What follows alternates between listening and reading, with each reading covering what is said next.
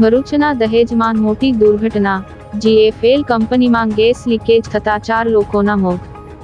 ભરૂચના દહેજમાં એક મોટી દુર્ઘટના સર્જાઈ હતી. જીએફએલ કંપનીમાં ગેસ લીકેજ થતાં 4 લોકોના મોત થયા છે. બનાવની જાણ થતાં જ પોલીસ કાફલો ઘટના સ્થળે દોડી આવ્યો હતો અને વધુ તપાસ હાથ ધરી હતી. દહેજના જીએફએલ કંપનીના સીએમએસ પ્લાન્ટમાં ગેસ ગળતરની ઘટના બની હતી, જેમાં 4 મજૂરોના મોત થયા છે. પ્રાપ્ત માહિતી અનુસાર વાલ્વ લીકેજ થતાં ગેસ લીક થયું હતું. તે બાદ કામદારોને તાત્કાલિક સારવાર માટે ખાનગી હોસ્પિટલમાં ખસેડવામાં આવ્યા હતા, જ્યાં સારવાર દરમિયાન તેમના મોત થયા હતા.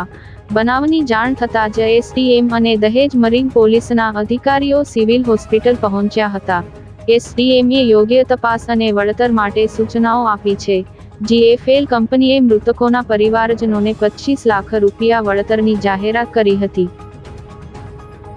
जिसमें 4 लोगों की मौत हुई है और एडमिनिस्ट्रेशन भी यहाँ पे है, पीएम के लिए यहाँ पे लाया गया है. चार में से 3 लोग आउट स्टेट के थे और एक ऑपरेटर था जो गुजरात से था. तो उसकी प्रोसेस पूरी चल रही है. कंपनी साथ में है, फैमिली भी साथ में है और हम आगे की प्रोसेस कर रहे हैं. Thank you. મારું નામ દિગ્વિશ પરમાર, હું જીએફએલ કંપનીમાં પીએમ એચઆર તરીકેની ફરજ બજાવું છું. ગઈકાલે રાતના એક દુઃખદ બનાવ 10 વાગ્યામાં એની અંદર કંપનીના કર્મચારી અને 3 કોન્ટ્રાક્ટના કામદારોનું મૃત્યુ થયું છે.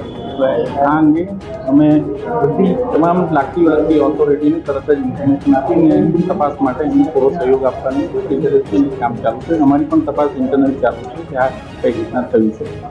વધુમાં એ કોમ્પેન્સેશનની વાત છે કે આ 4 મૃતકના પરિવારો છે અને અત્યારે અમે 25 લાખની અમાઉન્ટનું નક્કી કરેલું છે, પણ મેડમે કીધું છે એ પ્રમાણે ચર્ચા વિચારણા કરીને બને એટલું અમે એ લોકોના પરિવારને સહારો મળે કોમ્પેન્સેશન એમને પૂરું પાડીશું. અને કંપની અને મેનેજમેન્ટને આ વાતની બહુ જ દુઃખ છે અને એ લોકોને પગભર કરવા માટે પૂરેપૂરો પ્રયત્ન કરીએ.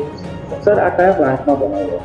આ સીએમએસ પ્લાન્ટ અને એની ડિટેલ પાઇપમાંથી ગેસ લીકેજ થાય એની તપાસનું ચાલુ છે.